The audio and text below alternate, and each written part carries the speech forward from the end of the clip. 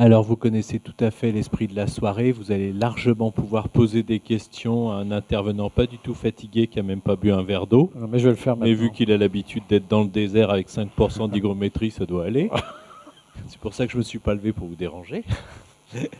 Et d'abord, je présenterai juste mes excuses s'il y a une incompréhension. Moi, je trouve ça super beau, hein. J'ai peut-être des goûts bizarres. Bon, certes, la photo, là, en plus, on est de côté. Mais de voir un petit peu la muse des sciences qui appuie sur la muse de la littérature qui tient l'Odyssée dans le tableau, ça me fait penser que peut-être, bon, le mot muse n'est pas super choisi, ça aurait été l'hydre ou Scylla, ça aurait un peu mieux fait le coup, avec tous les tuyaux, les têtes là, Oui, qui c'est attaquent de vrai. tous côtés. Mais Muse, il fallait trouver un acronyme. Donc c'était Multi-Unit Spectroscopic Explorer. Et donc ça marchait bien. Ça marchait dans toutes les langues. Et ça nous a inspirés. Alors, la première question, c'est moi qui vais la poser parce que je ne connais pas trop bien tous les métiers de l'astrophysique et il y a quand même quelque chose qui m'a percuté dans tout ce que vous avez fait. Vous êtes défini comme une personne qui crée des instruments. Or, dans les métiers de l'astrophysique, des fois, c'est comme s'il y avait deux groupes. Il y a ceux qui créent les instruments et des fois, on parle des théoriciens, de ceux qui sont plus en train de concevoir des hypothèses. J'ai jamais compris. Là, il va falloir m'expliquer. Est-ce que, vu la quantité de savoir qu'il faut pour chacun de ces deux corps de travail, est-ce qu'on peut être l'un et l'autre? Et puis en même temps, j'arrive pas du tout à imaginer maintenant, vu les sciences que vous abordez, qu'on puisse être l'un sans l'autre. Alors où est-ce qu'on en est là? Ben, oui, je crois que vous avez parfaitement raison. On ne peut pas être l'un et l'autre, et on ne peut pas être l'un sans l'autre non plus. Moi, j'ai fait une thèse plutôt théorique, où les galaxies existaient sur mon ordinateur. Et puis un jour, mon directeur de thèse m'a emmené, c'était à Hawaï, pour observer. Et je trouvais ça absolument fabuleux. Et puis j'ai viré sur la réalisation d'instruments. Mais je pense qu'il faut essayer. C'est difficile d'être pertinent sur les deux, c'est clair, mais on ne peut pas non plus s'enfermer trop. Moi, je dirais, finirais le travail de l'instrumentaliste, c'est de rendre les choses difficiles aux théoriciens. Voilà comment je leur dis. Et donc, de temps en temps, mes amis théoriciens, je leur dis, il y a des théories, il y a des modèles. Est-ce que c'est prédictif? Allez-y, prenez des risques. Il faut effectivement pousser la théorie jusqu'à éventuellement qu'elle se contredise, ou qu'elle se... Voilà. Et donc c'est ce jeu où l'observation des faits, ou la théorie provoque de l'observation qui ne montre pas, bon, l'histoire de la vitesse de la lumière, c'est bien connu. Donc voilà, donc la prédiction, c'était que la vitesse de la lumière se déplaçait dans l'éther. Et donc il fallait, donc si puisque la Terre bougeait par rapport à l'éther, on devait observer des vitesses de la lumière différentes suivant la direction du mouvement de la Terre ou perpendiculaire. Bon, ça c'était les théoriciens. Ils avaient pris le risque de prédire ça. Les instrumentalistes, Jung et d'autres, ils ont monté des manips très compliquées parce que la différence attendue était extrêmement faible. Donc ils ont utilisé des interféromètres, etc. Ils ont fait une mesure, une première fois ça ne marchait pas, une deuxième fois ça ne marchait pas. La mesure était fausse, on ne sait rien, mais au bout d'un moment, la théorie est tombée. Et Einstein est arrivé, il a proposé une solution. Donc c'est ce jeu perpétuel de la théorie, de l'instrumentation, de la confrontation à la réalité qui permet que les choses avancent. Merci. Alors dans la salle, je veux voir quelques bras se lever timidement pour commencer, puis après me battre avec la forêt en courant d'un coin de la salle à l'autre. Vous connaissez. Qui veut poser une question peut-être pour commencer? Monsieur. Je voudrais savoir si l'évolution mathématique ou l'évolution de la physique influe, parce qu'on parle beaucoup d'Einstein, mais quand même Einstein, ça fait belle lurette. Alors, comment on peut interpréter l'évolution justement des mathématiques et l'évolution de la physique, depuis ce temps-là, justement, par rapport au progrès de... Alors, Oui, l'évolution des théories ou l'évolution des sens procède par souvent des améliorations petites, hein, où les théories s'affinent, les modèles se compliquent, ou les observations, etc. Et puis tout d'un coup, il y a des grands bouleversements. Hein. Ces grands bouleversements, ça n'arrive pas tout le temps.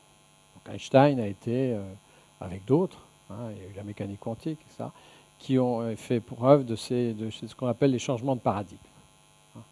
Donc on est encore dans le paradigme d'Einstein, amélioré par plein d'autres. Évidemment, le modèle cosmologique standard aujourd'hui ne ressemble plus beaucoup, mais il est quand même basé sur les équations de la relativité générale, plus un certain nombre d'autres choses. Alors il a fallu rajouter plein de choses, la matière noire, voire même l'énergie noire, toutes ces choses noires qui nous posent problème et qui feront peut-être qu'un jour le paradigme va tomber ou va changer à nouveau. Mais disons que on est quand même architecturé autour des grandes théories qui ont été fondées à la fin du début 20e. Je vois pas très bien, là je suis en cours de jour. Une autre question? Oui, ici. Ça concerne votre appareil. Je voudrais savoir si vous avez eu des difficultés par rapport à l'optique, par rapport au poids. Est-ce qu'il y a des déformations possibles? Et est-ce que votre produit qui génère le froid permet de contrarier justement ce phénomène? Alors on a eu beaucoup de difficultés, beaucoup. On avait essayé les composants, là, les découpeurs de champs, les tout petits éléments, les petits miroirs, là, etc. On s'était dit que polir des miroirs comme ça, il y en a, je sais combien, des milliers, qu'on n'allait pas pouvoir le faire comme ça. Ce serait trop compliqué à faire, et trop cher, et trop long, et trop risqué. Donc on a voulu partir sur des technologies d'usinage, diamants, etc., des tas de choses comme ça. On a fait ces essais-là, et puis ça n'a jamais marché, parce que les surfaces se déformaient quand on les collait entre elles, etc. Puis il y a eu l'effet de la température, qu'on a découvert assez tard, qu'on n'avait pas... Donc oui, il y a plein de surprises dans un projet comme ça. À un moment donné, quand j'ai lancé ce projet, il y avait pas mal de gens dans la communauté qui n'y croyaient pas. Normal. Il y a dit, bon, de toute façon, ça sera trop cher, donc on ne fera pas. Puis même si c'est pas trop cher, ça prendra trop de temps à construire. Et même si c'est pas trop cher et si ça prend pas trop de temps à construire, ils pourront jamais l'aligner correctement. Donc on avait ça, on le savait, on a voulu donc. Et donc on avait mis les choses en place pour effectivement être capable de faire ça. Donc c'était passe par des méthodes, de l'organisation, des outils, des tas de choses. Et ça prend beaucoup de temps. Ça a pris 10 ans. Ça a pris 10 ans. Et à un moment donné, on était dans cette problématique qui faisait peur à l'équipe d'ingénieurs, qui était d'aligner tout ça. Et il y avait 3 opticiens qui avaient été recrutés, brillants, qui étaient en charge de ça. Et puis on sentait qu'il y avait une espèce de presque un blocage. On n'y arrivera jamais, etc. Donc ils tournaient autour, ils cherchaient des choses, des mesures, etc. Et puis un jour, j'ai réuni l'équipe, j'ai dit, ben voilà, un projet, ça se commence, ça se fait, et ça se termine.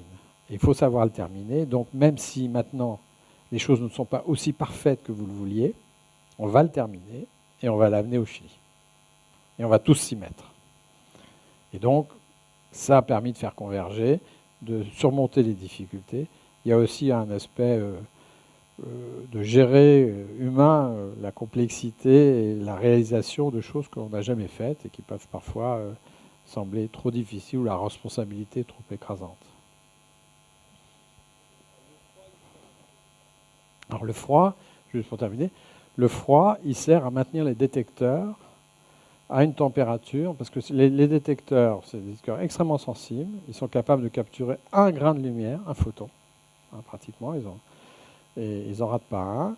Mais si le détecteur il est à la température courante, le bruit, ce qu'on appelle le bruit thermique, de la matière elle-même, du détecteur lui-même, de ce qu'il y a autour du détecteur, fait qu'il est paralysé, on ne verra pas la lumière. Donc obligé de le refroidir pour diminuer le rayonnement thermique. C'est pour ça. Donc on les maintient à peu près moins 100, 110 degrés. Pas très froid. Vous parliez du projet qui est long. Il me vient deux questions. Un, méthodologiquement, ou avant ce projet-là, y a-t-il eu, si ça avait un sens, un mini-projet? Au lieu d'avoir 4000 miroirs, il y en avait peut-être 100, un prototype, un essai, quelque part ailleurs que dans ce désert-là. Et puis après, l'autre question, c'est, dans le cours du projet, est-ce que votre équipe ou les partenaires industriels ont innové? Ça me paraît être un projet très innovant. Et est-ce qu'ils ont conduit à poser des brevets? Et à peu près combien? Voilà. Alors, sur la première question, oui, évidemment, on ne peut pas être crédible et arriver auprès d'un grand organisme comme les autres en disant « Oh, j'ai une idée. » Voilà. Donc, effectivement, on avait bâti un certain nombre de plus petits projets qui avaient démontré la validité du principe, mais qui étaient à des échelles beaucoup plus petites, qui avaient été montés sur des plus petits télescopes également, mais qui avaient bien fonctionné et qui avaient d'ailleurs donné beaucoup de résultats scientifiques. C'est sur cette base que j'ai pu rassembler un consortium d'instituts renommés qui avaient une certaine crédibilité vis-à-vis de l'ESO. Sur la deuxième partie, oui, il y a eu un ou deux brevets qui ont été déposés, notamment par les fabricants d'optiques, sur la fabrication de ces éléments-là. Mais je pense qu'ils ont surtout, on a de l'échange, parce que c'est une vraie collaboration au cours de toutes ces années avec les industriels. Évidemment, quand on leur commande ça, ils ne l'ont pas sur l'étagère. Et donc c'est un travail où nos ingénieurs ont travaillé avec leurs ingénieurs pendant de nombreuses années. Et je pense qu'ils en ont sorti avec un autre savoir-faire que ce qu'ils avaient au départ. Même s'ils n'ont pas forcément gagné énormément d'argent sur ce projet, ils ont gagné du savoir-faire et aussi une certaine fierté de participer à des choses hors normes.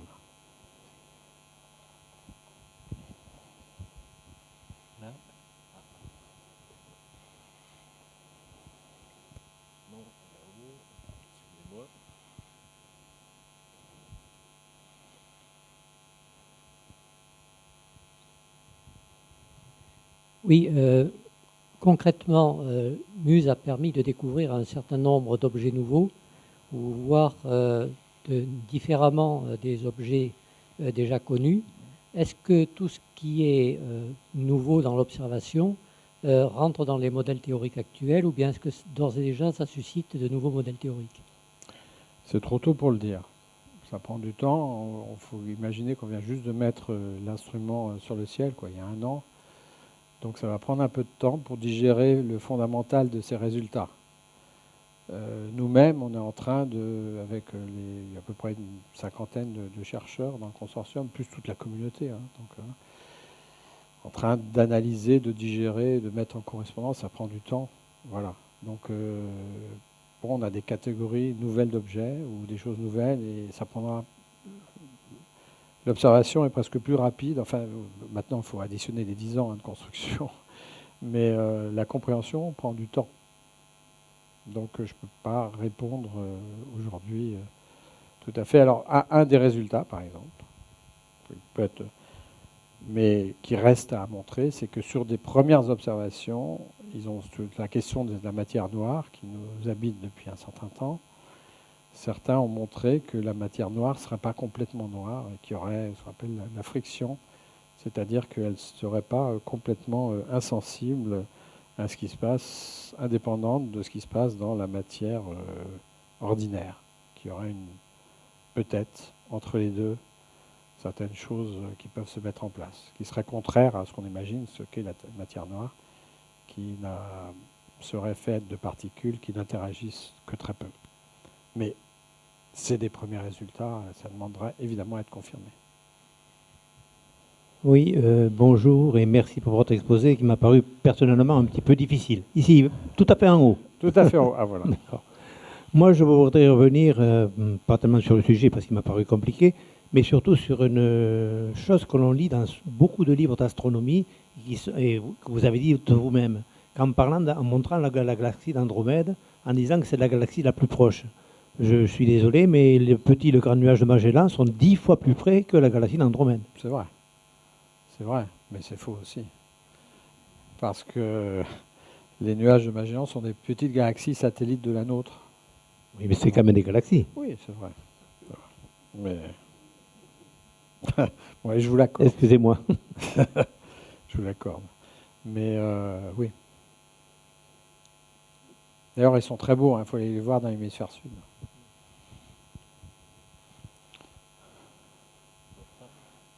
Une question.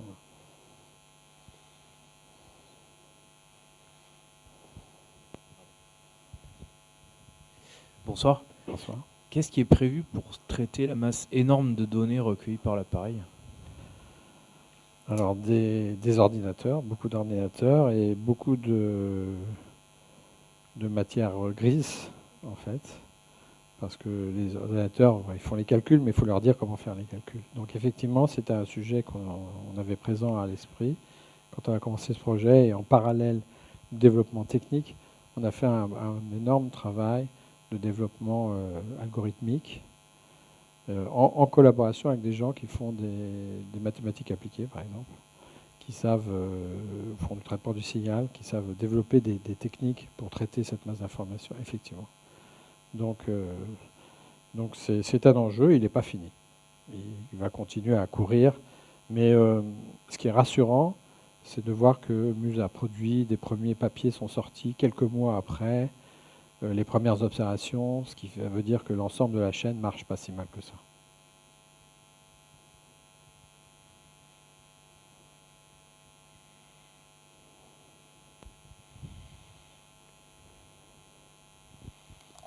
Est-ce que vous nous avez parlé du coût d'investissement?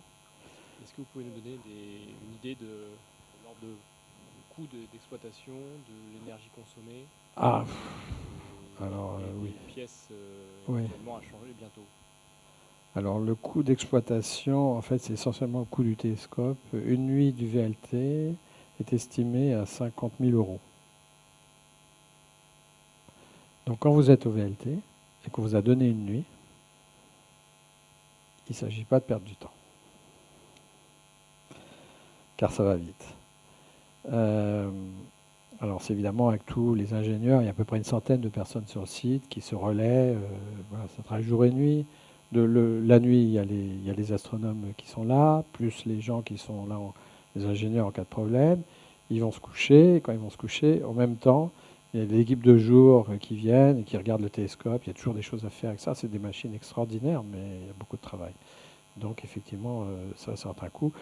La puissance consommée, alors comme ils fabriquent leur propre électricité, vu que c'est au milieu du désert, mais il n'y a pas de centrale nucléaire à côté en tout cas. Non, c'est pas énorme, mais c'est surtout le coût en personnel en fait. Et les pièces, il faudra effectivement les changer, mais c'est un environnement particulièrement favorable, très sec, très peu de vapeur d'eau, donc peu d'oxydation. Le souci quand on est à Paranal, ce sont les tremblements de terre. Il faut que l'instrument soit résistant aux tremblements de terre parce que c'est une région sismique. Donc on a fait des tests de vibration, d'un certain nombre de choses. S'il y avait un tremblement de terre majeur, on serait sans doute obligé de réaligner les choses. Et puis l'environnement particulier, mais une fois que l'instrument est monté, on essaie de ne pas y toucher, quoi. Et on change régulièrement certaines pièces mécaniques. Juste pour compléter, est-ce que vous envisagez d'en construire un deuxième? Moi non, je suis trop vieux, c'est pas possible. Est-ce que j'envisage d'en construire un deuxième? Non, maintenant j'ai fait ça et je compte m'amuser, évidemment, pendant quelques années en essayant de faire un peu de science avec. D'autres équipes le feront sans doute. Moi, je vais me permettre de faire une première petite coupure, parce que là, vous avez parlé de machines extraordinaires et d'argent. Et quand j'ai farfouillé un peu sur la soirée, avec une grosse envie de préparer quelque chose par rapport à cette machine, je suis retombé sur un texte qui m'a rappelé une petite aventure personnelle. Il y a quelques années, j'ai été invité par la banque Lombard-Odier, une banque genevoise, où un monsieur, Thierry Lombard, a été élevé par Auguste Picard. Et quand on rentre dans la banque, il y a une phrase qu'un passionné de Jules Verne risque pas d'oublier. Et ça parle d'argent et ça parle de machines extraordinaires. En fait, on m'avait invité pour faire une conférence sur les machines extraordinaires pour les clients de la banque Lombardier genevoise. Et je vous dis un petit texte là, tiré de La Terre à la Lune. Les souscriptions furent ouvertes dans les principales villes de l'Union pour se centraliser à la banque de Baltimore, 9 Baltimore Street, puis on souscrivit dans les différents États des 2 continents. À Vienne, chez M. de Rothschild. À Saint-Pétersbourg, chez Stirling. À Paris, au Crédit Mobilier. À Stockholm, chez Tutti. À Londres, chez M. de Rothschild. À Turin, chez Ardouin et compagnie. À Berlin, chez Mendelssohn. À Genève, chez Lombard-Odier. À Constantinople, à la Banque ottomane. À Bruxelles, chez Lambert. À Madrid, je passe, il y en a une trentaine.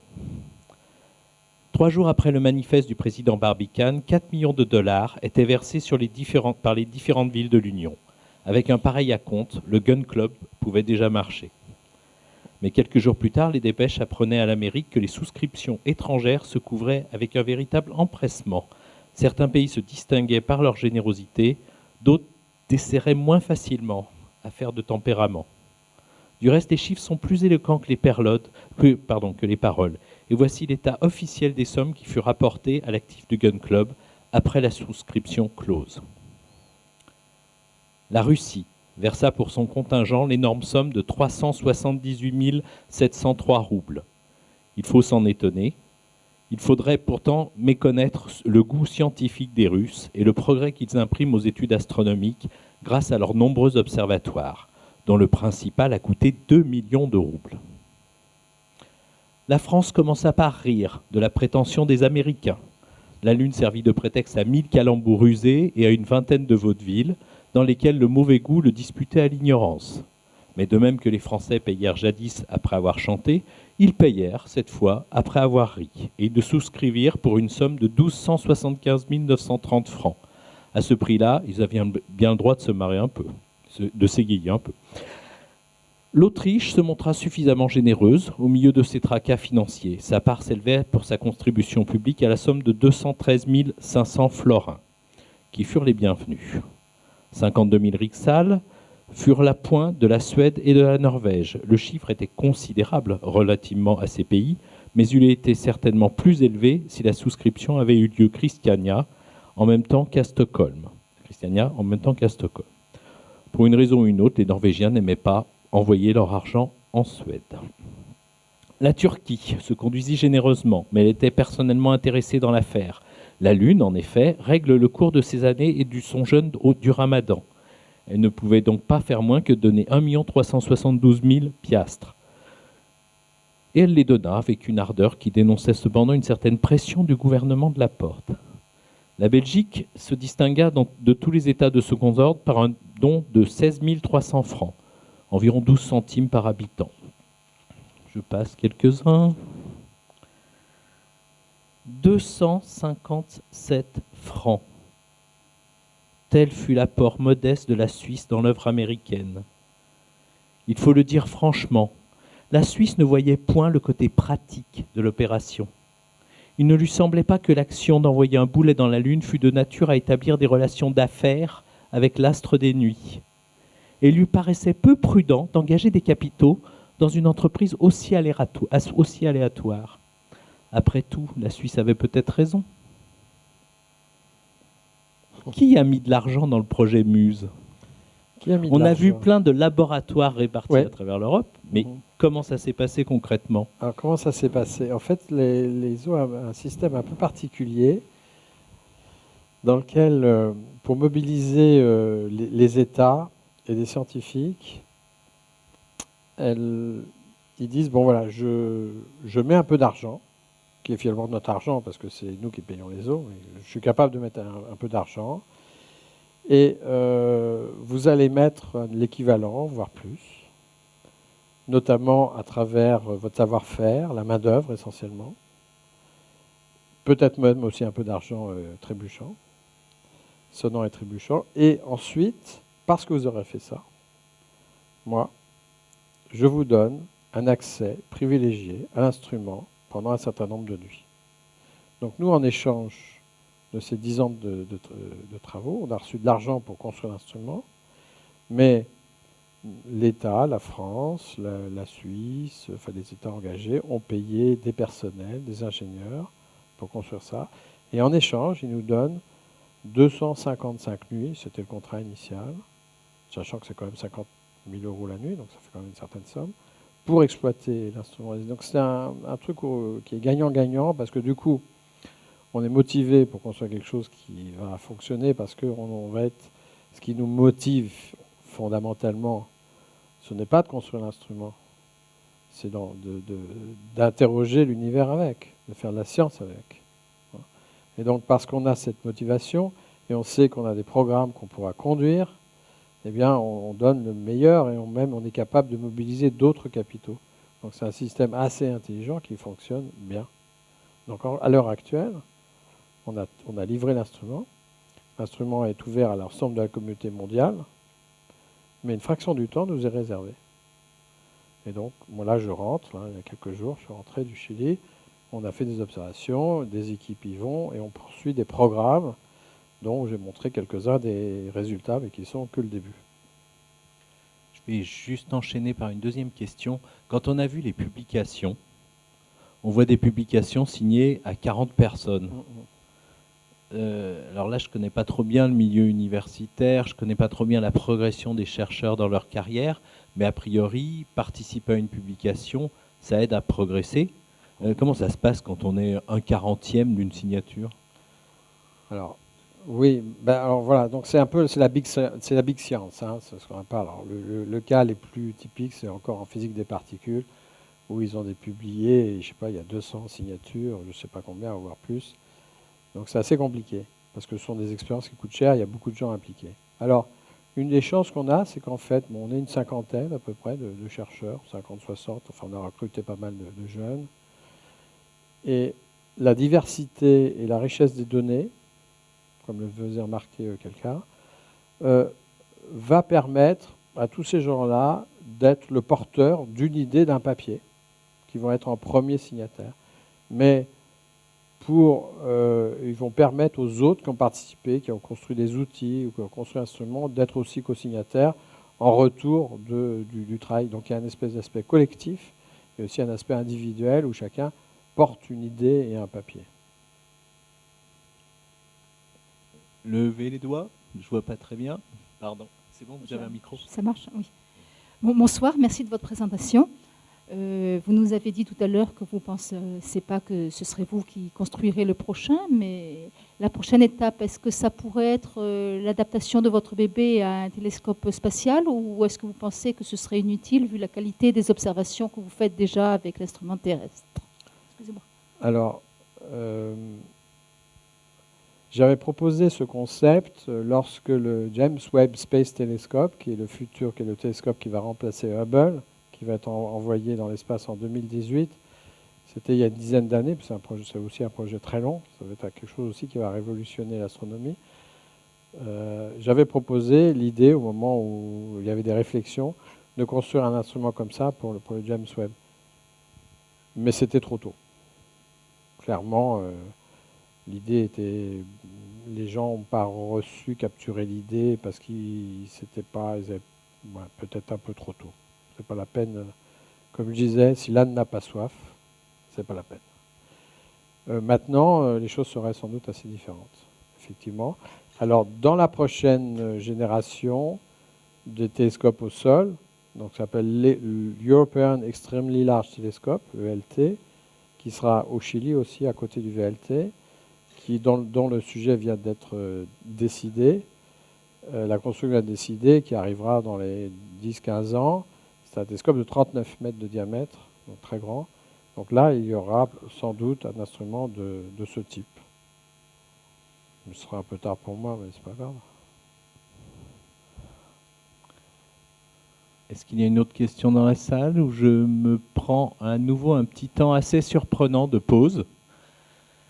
Parce que monsieur ne se contente pas d'aller au Chili poser des trucs à 100 milliards de dollars au bout de cordes suspendues. Ce qui fait un petit peu peur. Je pense que vous avez dû vivre quand même. Ça devait être, hein, ça devait être franchement flippant. Parce que, comme ça a été dit, on était un petit peu inquiets. Je pense que c'était plus que ça. Ouais. Et c'est vrai que là, je voudrais montrer un travail qu'il a réalisé, qui va surprendre beaucoup d'entre vous, qui n'a franchement rien à voir. On est complètement dans le monde artistique, encore que.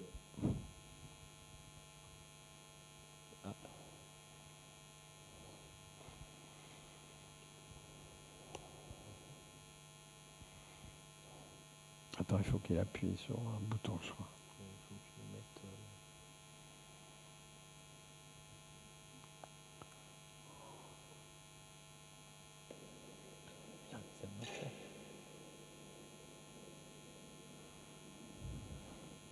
Petite seconde.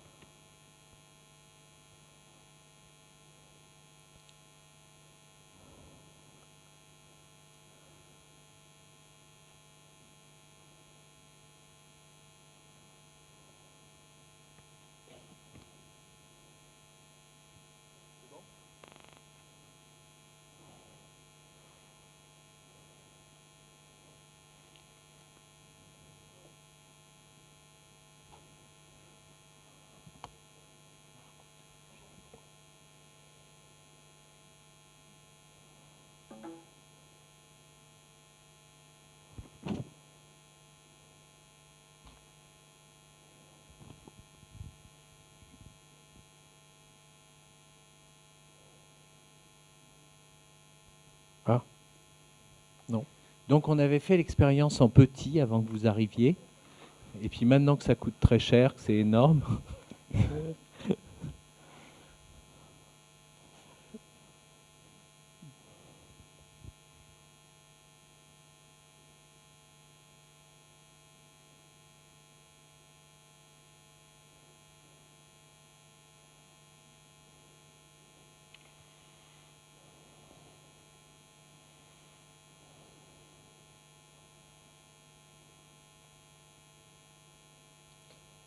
Je pense que le temps qu'il cale ça, je pense que ça vaut le coup. Oui, oui. Hein, Est-ce que quelqu'un d'autre avait une question à poser? oui, là-haut.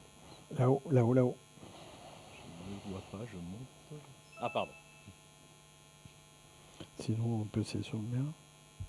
Oui, excusez-moi, Il y a- ça n'a absolument rien à il y a voir pas de avec son. la soirée de ce soir, le thème, mais est-ce que vous pourriez nous donner des informations sur le télescope New Horizon qui devait arriver cette année, je crois, vers Pluton? On n'en entend pas parler. Comment ça se fait? J'ai oublié de l'appeler. Non, non, ben non, là, c'est vraiment pas du tout mon domaine. J'avoue mon incompétence. Excusez-moi. Mais non, il n'y a pas de...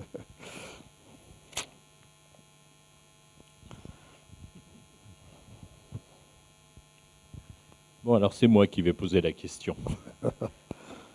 Étant donné que vous avez franchement rien à faire, on l'a vu, le reste de votre vie, comment vous vous êtes débrouillé pour vous en mêler les pinceaux, à vous retrouver coincé avec une compagnie de danse, à créer un spectacle quand même long, de très grande qualité, hein. C'est pas la petite compagnie de danse locale qui vient de tenter un point de départ, c'est quand même la compagnie Allais Gaillan est relativement connue.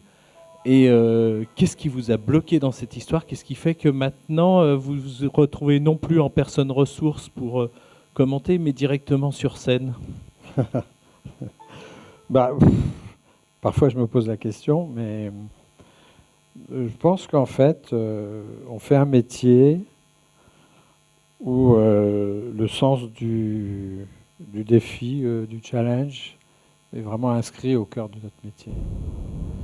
Et bon, ça c'est le premier point. Le deuxième point, c'est j'ai été pendant quelques années directeur de l'Institut, et c'est à ce moment-là que j'ai perçu l'importance qu'il y avait de communiquer la science et que c'était quelque chose sur lequel il fallait s'investir. Et donc je me suis investi là-dessus. Et donc par un cheminement un peu compliqué, un jour on m'a proposé de faire une expérience avec cette compagnie de danse. Ça m'a paru complètement dingue, donc j'ai dit oui. C'était pas une compagnie qui en était à son coup d'essai avec un scientifique, hein, puisqu'avant ils avaient travaillé avec Pascal Pic. Et c'est vrai que je voudrais que vous voyiez ça parce que c'est vraiment ce que j'appelle de la vulgarisation. Vous savez, la vulgarisation art et sciences, c'est quand même beaucoup de choses extrêmement différentes. Parfois, ça n'est simplement qu'une sorte de poésie, un travail onirique qui permet simplement d'avoir une curiosité pour les sciences, de se sentir un petit peu mieux avec ça. Mais là, c'est réellement de la vulgarisation et c'est quand même avec une très très belle compagnie. Vous allez voir, je ne sais pas comment vous appelleriez ça, un spectacle, conférence... un truc. Un truc. Un truc. Ouais, un truc, c'est bien.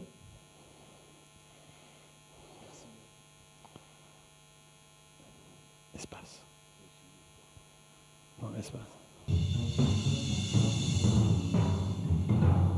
20 minutes plus tard, il pleut. Si tu peux baisser... la Terre a refroidi suffisamment pour que l'eau présente à l'état de vapeur devienne liquide. C'est la formation des océans. 11 heures. Les conditions sur Terre sont maintenant favorables. Les premières molécules organiques simples apparaissent, suivies par les premières cellules vivantes de type bactéries. La vie va dès lors se développer sous des formes diverses et de plus en plus complexes. À 13h38, la vie foisonne sur Terre. Dans la péninsule du Yucatan au Mexique, on entend une gigantesque explosion. Une météorite de 10 km de diamètre vient de s'écraser sur Terre. Des millions de tonnes de particules arrachées au manteau terrestre sont projetées dans l'atmosphère. C'est ainsi que disparaissent plus de la moitié des espèces vivantes, dont les dinosaures. C'était il y a 4 minutes, à peine. La vie ne s'éteint pas pour autant. Quelques petits dinosaures qui ont survécu deviennent des oiseaux, tandis que les petits mammifères en profitent pour proliférer. Plus que 12 secondes à notre montre. Sur une colline, en Éthiopie, s'éteint Lucie. Lucie, 20 ans, 1 mètre et des poussières, australopithèque de son état, marchant debout comme un homme. Moins de 2 secondes, et voici l'espèce Homo. Homo erectus en Asie, Homo neanderthalis en Europe, Homo sapiens en Afrique. 4 dixièmes de seconde. L'Homo sapiens sapiens se déploie sur toute la planète. 2 centièmes de seconde. En Mésopotamie, l'homme invente un système de représentation graphique de la langue, l'écriture. 1 millième de seconde, il y a 4 siècles à peine, en Italie, Galilée pointe sa lunette vers le ciel. Il découvre que la Voie lactée n'est qu'une multitude d'étoiles. Il découvre que Vénus a des phases comme la Lune. Il découvre que Jupiter possède des satellites comme la Terre. La Terre n'est plus le centre de l'univers. Voici donc, raccourci en un peu plus d'une demi-journée, l'histoire des 13 milliards et 700 millions d'années de l'univers. C'est une belle histoire. C'est notre histoire. Mais justement, n'est-ce qu'une histoire ? Je vous mettrai la fin tout à l'heure. Est-ce qu'il y a encore des questions ? Personne ne serait touché par l'aspect artistique de ce travail? Personne n'a des questions aussi là-dessus? Alors là, on vous laisse un peu moins de temps pour réagir, hein. Vous aviez 1 heure de conférence. Est-ce que je vois vraiment décidément pas très bien aujourd'hui? Non, très calme.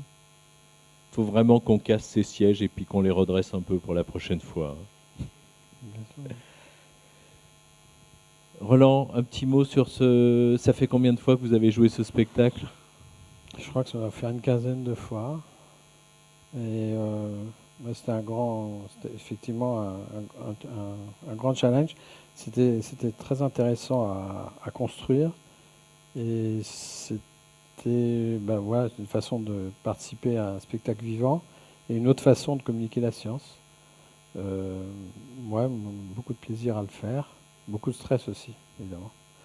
Mais c'est un des enjeux que je m'étais donné. C'était pas forcément, je ne sais pas si c'est réussi ou pas, de faire forcément beaucoup de compromis sur le texte. Souvent, enfin, quand j'avais commencé à travailler sur le sujet, on m'a dit non, non, il faut que ce soit compréhensible par un enfant de 4 ans ou 4 ans et demi. Et en fait, je crois qu'on peut toujours... C'est une fausse idée de penser qu'il faut forcément faire des choses extrêmement faciles, mais il faut faire des choses à plusieurs niveaux de lecture. Et a priori, je ne sais pas, vous allez voir une pièce de Shakespeare, vous sortez, est-ce que vous avez tout compris? Non, mais vous avez eu du plaisir à la voir, vous avez compris un certain nombre de choses et vous interrogez sur d'autres. Je pense que la vulgarisation doit faire de même. Elle doit forcément... Il y a des concepts donc, dans ce spectacle.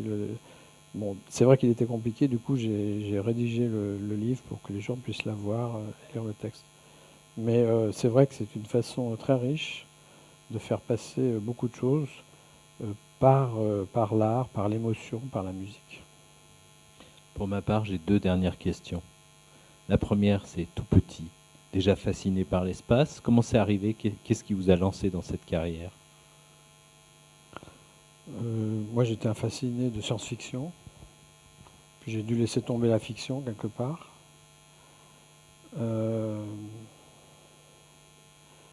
J'étais fasciné, oui, par le ciel. Ouais. J'étais fasciné par le ciel et la science. Il y a des personnes rencontrées, jeunes, qui ont été déterminantes ou... Non, je pense que c'est une collection de choses qui m'ont conduit à cette évidence. Mais... oui, j'aurais voulu faire plein de choses différentes, en fait. C'est ça mon problème. C'est peut-être pour ça qu'après, j'ai de temps en temps pris quelques circuits différents. Et vos études portaient déjà sur de la construction d'instruments pour l'espace, ou ça pouvait être... Non, moi j'ai commencé à faire des études de physique, puis après j'ai arrêté, j'ai fait des études de philosophie, puis après j'ai fait du bateau, puis après je suis revenu. Voilà. Magellan aussi, hein, avec Rousseau, il s'en est bien sorti. Et l'autre question, c'est là, concrètement, par rapport à votre passion pour l'espace, qu'est-ce que vous aimeriez voir d'ici la fin de votre carrière arriver, pas seulement dans votre travail personnel, mais est-ce qu'il y a des attentes importantes par rapport à la connaissance de l'espace, des mystères que vous aimeriez bien voir quand même éclaircis? Oui, alors moi, évidemment, je crois que ça nous habite. C'est la question du noir. En astronomie, bon, je fais ça un peu de temps en temps pour provoquer mes collègues, quand on ne sait pas, on ne dit pas qu'on ne sait pas, on dit que c'est noir. Donc il y a la masse noire, il y a l'énergie noire. Et ce sont quand même des mystères sur lesquels on travaille. Ça me fascinerait ou de les voir résolus ou de les voir tomber. Moi, c'est vrai qu'on aimerait tous assister à un changement de paradigme, des choses qui arrivent de temps en temps, des révolutions de science. Ça arrivera pas, j'en sais rien. Mais de temps en temps, voilà, il y a des choses comme ça qui... depuis le début de votre carrière, il s'est quand même passé 2-3 trucs, non? Oui, il s'est passé pas mal de choses. Justement, c'est des choses inattendues, c'est intéressant, c'est fascinant. Des choses qui n'étaient pas prévues. Mais la question là, j'ai compris la métaphore, mais le noir lui-même pose-t-il un problème? J'ai peur du noir. Non, le noir, le noir, c'est que vous avez vu ces magnifiques formations des galaxies, des choses comme ça. Ces formations reposent sur le fait qu'une large partie de la matière est de la matière noire, qu'on sait modéliser, etc. Mais on ne sait pas de quoi elle est faite. C'est quand même, on est assis sur des choses qu'on ne connaît pas. C'est quand même... Et l'énergie noire est encore plus mystérieuse. On a absolument... Enfin, on a des idées, mais ça reste que des idées. Donc il y a beaucoup de mystères. Mais c'est tant mieux. Hein, sinon il y a beaucoup de mystères qui risquent de changer notre science à terme. Alors, si vous le voulez bien, je pense qu'on va vraiment remercier Roland Bacon. Je pense à une chose, c'est que non seulement l'exposé a été assez clair, même si le sujet était ardu, mais en plus, vous nous avez amené des documents très clean et très compréhensibles, ce qui n'est pas le cas de tous les intervenants. C'est vrai que là, vraiment, on avait... je pense que ça doit être assez agréable pour vous, je suppose, de se retrouver devant ce type de documents. Vous savez qu'on se retrouve encore 2 fois pour le cycle de cette année. Et je voudrais aussi, bien sûr, qu'on remercie l'équipe du Planétarium et Montpellier Méditerranée Métropole, sans qui des manifestations comme ça, comme celle de l'Agora des Savoirs et tout, ne seraient pas possibles. Roland Bacon, merci beaucoup. Merci. Et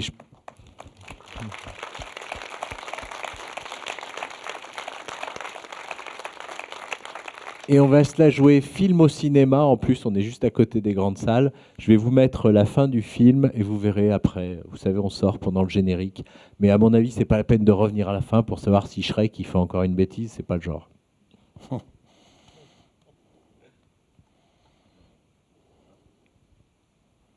Est-il Tu peux différent remettre le son ? des autres récits de la création? Nous sommes en 1687. Newton vient de publier ses Principia. Il pose les bases de la mécanique rationnelle avec notamment la théorie de l'attraction universelle. La théorie de Newton est un des piliers de la physique. L'énergie noire est un mystère. Quelle est sa nature ?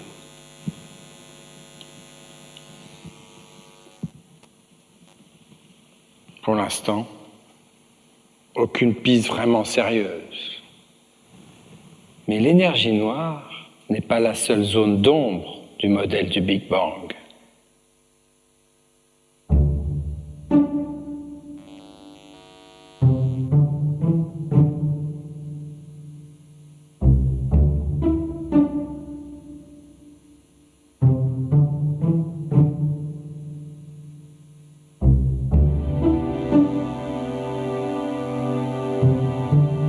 Tout ce qui est de la sphère du ciel est éternel, écrivait Aristote.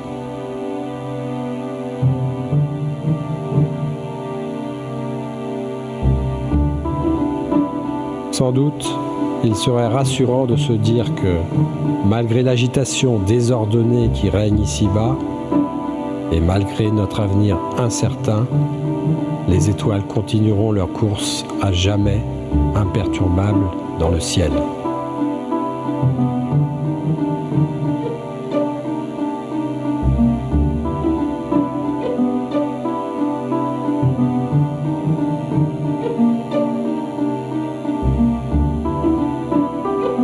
Pourtant, l'univers nous raconte une histoire bien différente, où tout est mouvement et tout est changement.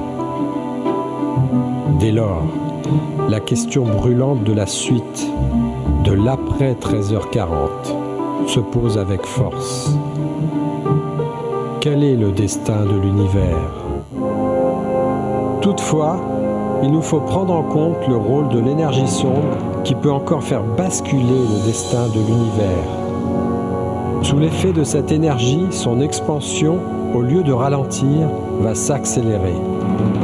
Tous les objets qui le composent, galaxies, étoiles, planètes, finissent inexorablement par se disloquer. C'est la grande désintégration.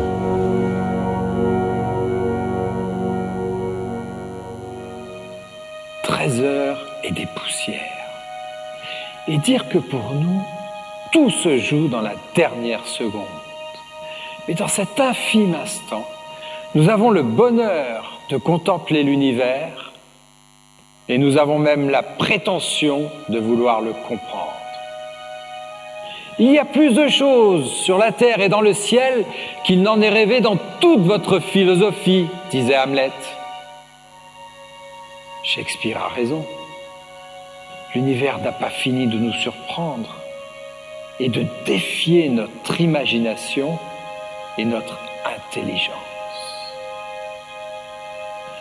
13 heures et des poussières. Et combien de temps encore ? 1 heure ? 1 minute ? 1 seconde ?